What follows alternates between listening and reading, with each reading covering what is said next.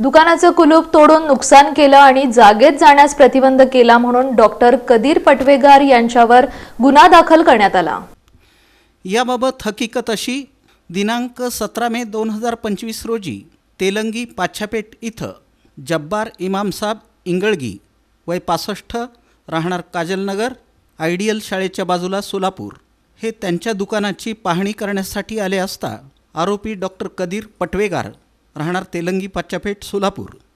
हा दुकानाचं कुलूप इलेक्ट्रिक ग्राइंडरनं कट करत असताना जब्बार इंगळगी यांनी